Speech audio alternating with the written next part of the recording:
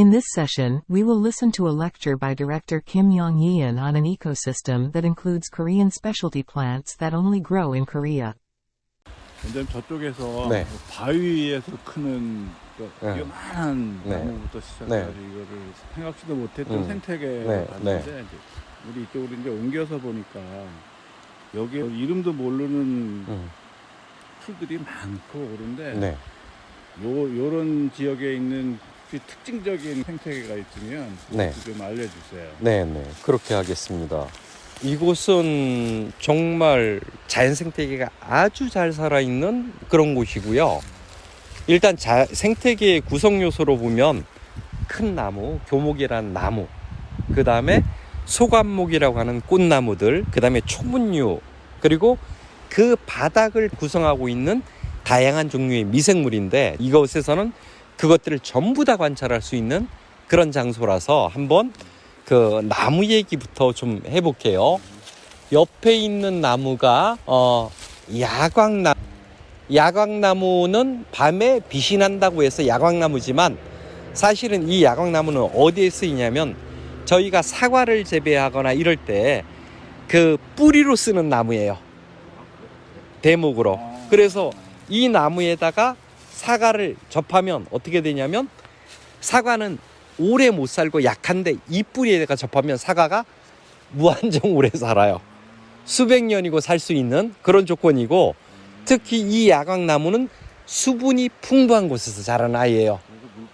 예, 그래서 대목으로 쓸 때 내가 사과라든가 이런 걸 봤다면 기본적으로는 이 나무의 뿌리를 본 것이고요. 그리고 오른쪽을 조금 돌아서 보시면 여기 이렇게 층을 이루고 있는 나무가 있죠. 예. 얘는 한 단 층을 이뤄요. 그래서 나무 이름도 층층나무예요. 층층나무. 그래서 이 층층나무인데 이 층층나무, 야광나무. 그러니까 저희가 이제 식물들을 볼 때 뭐를 보냐면 과를 봅니다. 그러니까 식물의 진화 단계에서 어떤 과일 때 어떤 미생물이 풍부해지고 어떤 종이 다양해지느냐 이걸 보게 되는데 야광나무는 아주 대표적인 장미과의 식물이에요.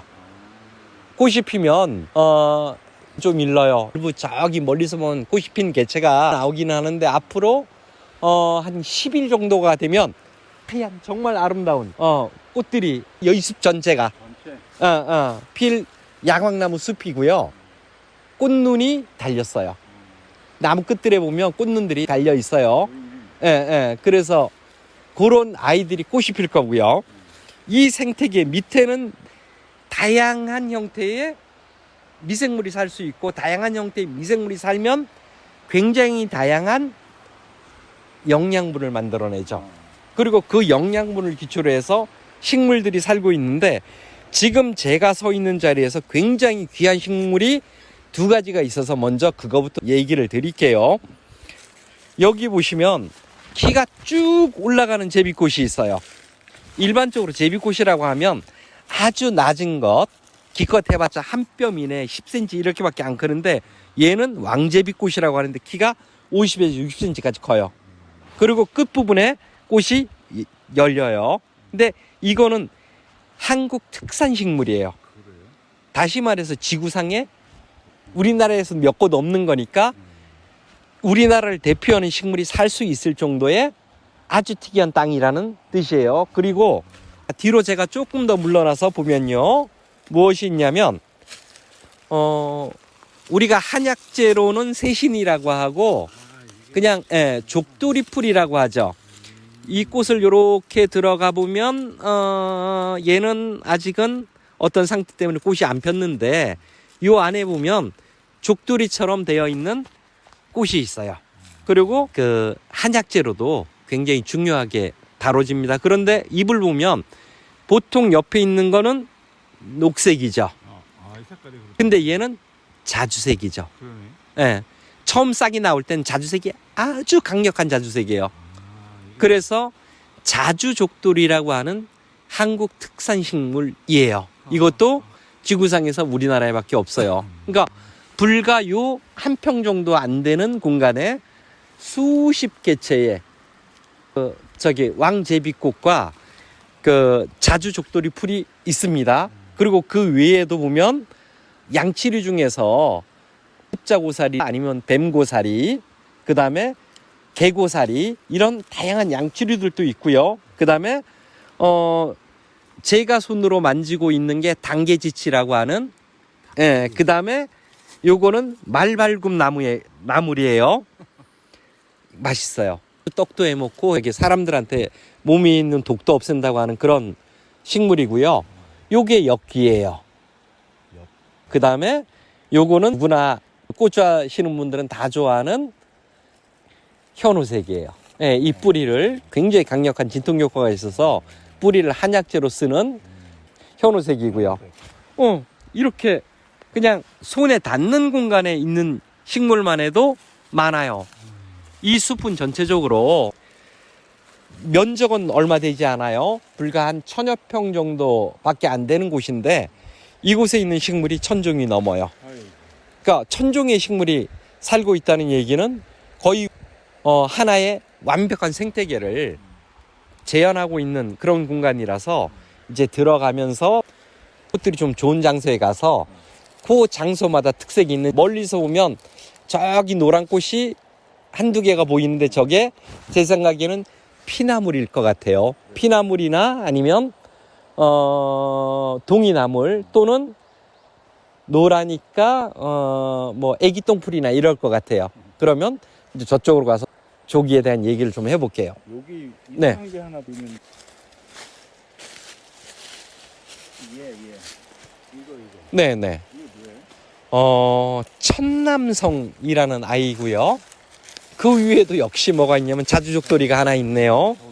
그리고 요거는 천남성이라고 하는 식물입니다. 옛날에는 이파리가 이렇게 세 개로 나와서 세입천남성이라고 했어요. 근데 지금은 그러지를 않고 이게 이파리가 나중에 넓어져요. 그래서 넓은 잎 천남성이라는 명칭으로 쓰이는 아이이고요. 얘는 특성이 뭐냐면 보시면 큰 거 옆에 새끼가 달리죠. 자구번식이라고 해서 몸의 일부를 이렇게 떼어나가면서 세개체를 만들어가는, 그러니까 사람으로 따지면 손가락을 하나가 사람이 하나가 되고 이런 형태로 굉장히 진화된 형태의 번식 방법을 보여주고요. 요게 유전적으로 한 개체예요. 하나, 둘, 셋, 넷, 끝에 있는 5개. 이건 올해 태어난 아이 정도 되겠네요. 요렇게 자기 복제를 하는 그런 아이이고, 얘는 기본적으로는 뭐또 풍부하지만 절대적으로 이런 바위가 아니면 안 자라요. 아, 그래요? 어떤 특정한 식물은 반드시 바위. 그러니까 이 식물이 예를 들어 이렇게 떨어져서 토양이 풍부한 곳에 자라면 좋을 것 같죠? 안 자라요.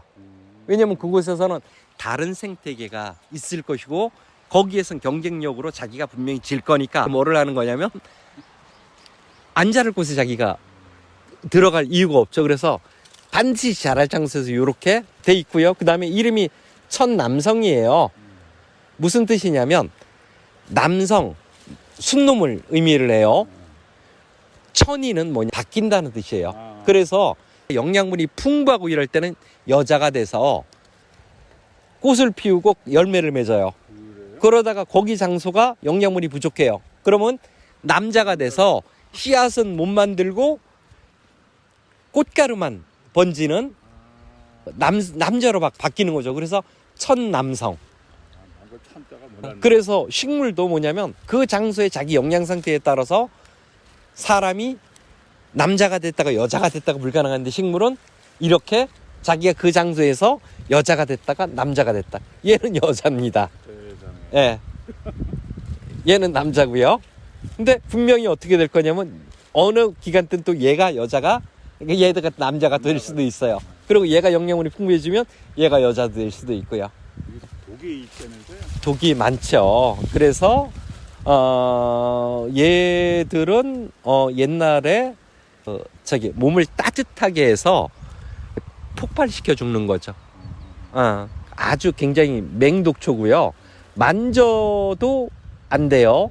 특히 얘를 뽑아서 손을 부비거나 혹시 몰라서 입에다가 넣었다가 빼는 순간 어떻게 되냐면 이 입천장이 다 껍질이 벗겨져 버려요.